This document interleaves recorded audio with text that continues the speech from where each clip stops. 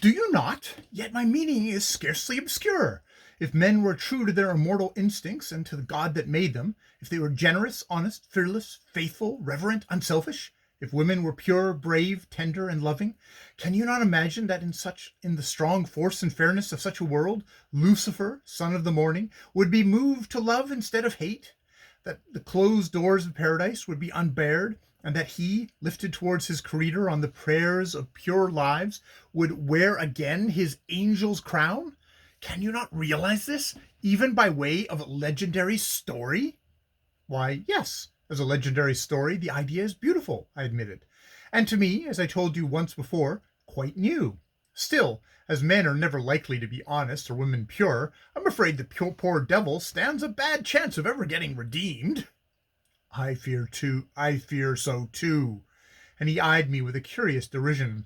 I very much fear so.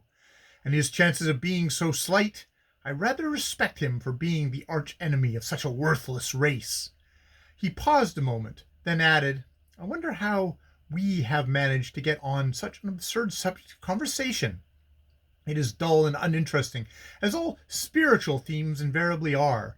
My object in bringing you out on this voyage is not to indulge in psychological argument, but to make you forget your troubles as much as possible and enjoy the present while it lasts.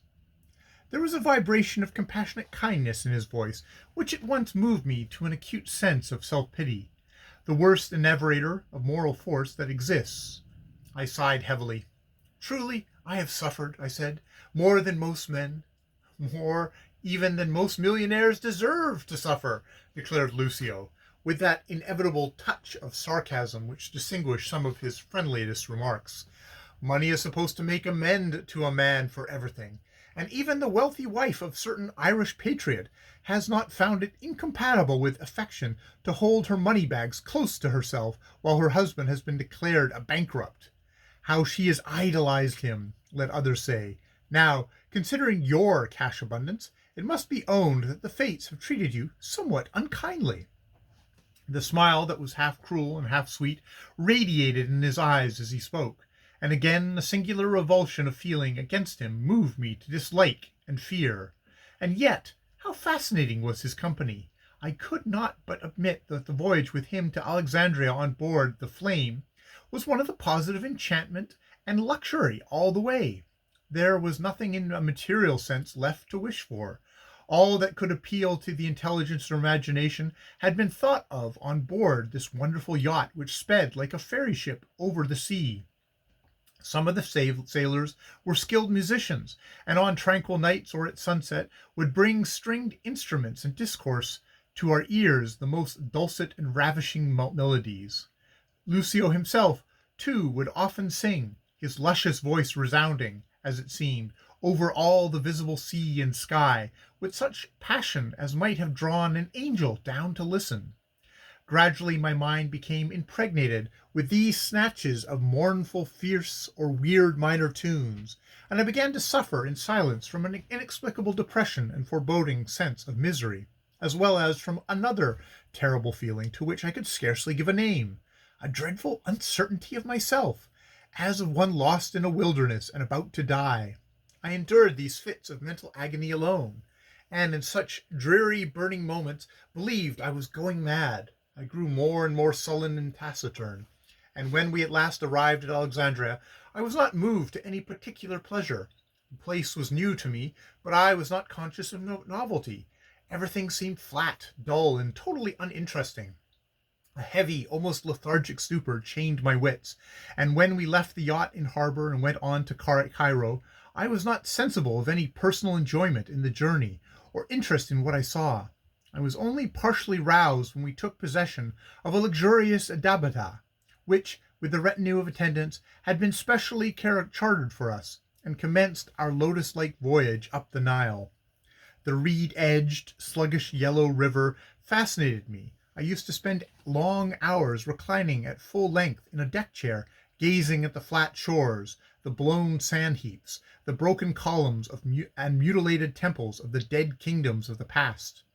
One evening, thus musing, while the great golden moon climbed languidly up into the sky to stare at the wrecks of the earthly ages, I said, if one could only see these ancient cities as they once existed, what strange revelations might be made.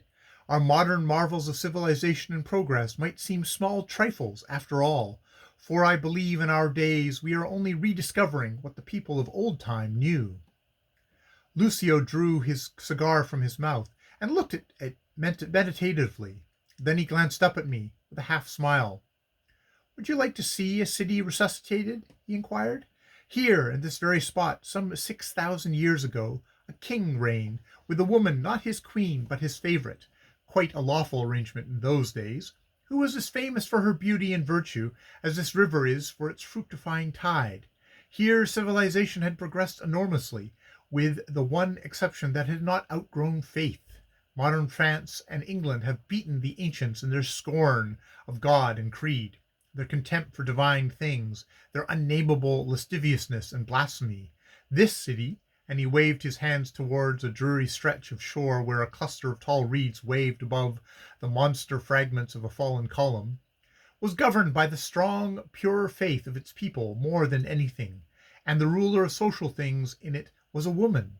The king's favorite was something like Mavis Clare in that she possessed genius.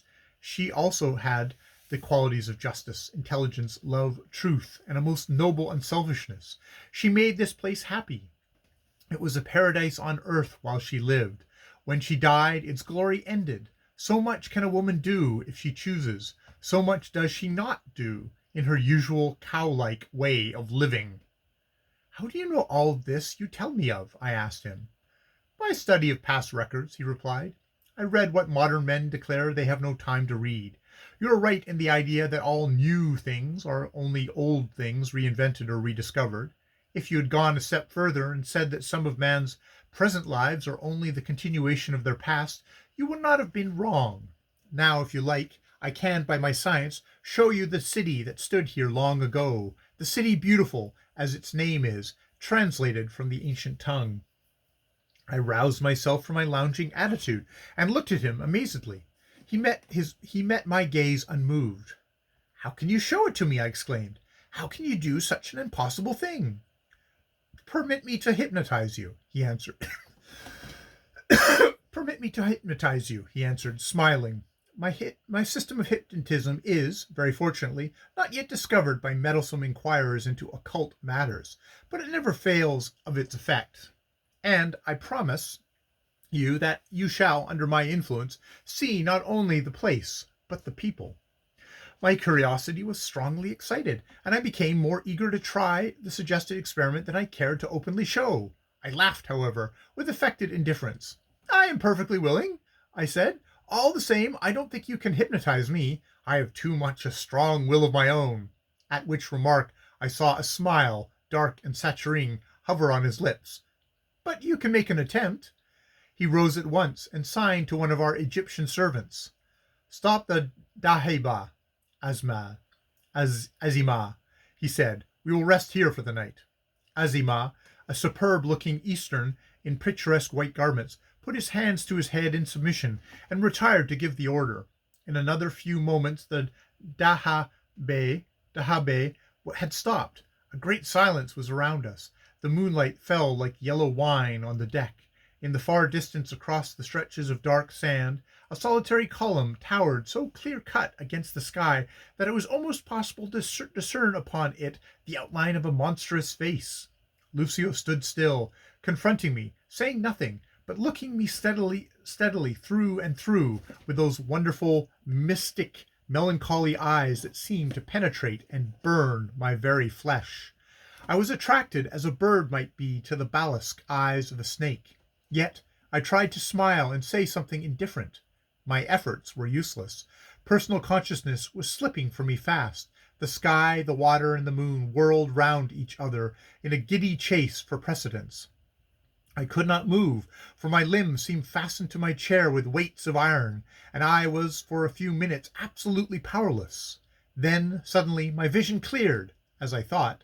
My senses grew vigorous and alert, and I heard the sound of solemn marching music, and there, There, in the full radiance of the moon, with 1,000 lights gleaming forth from high cupolas, shone the City Beautiful. End of chapter 38 of The Sorrows of Satan.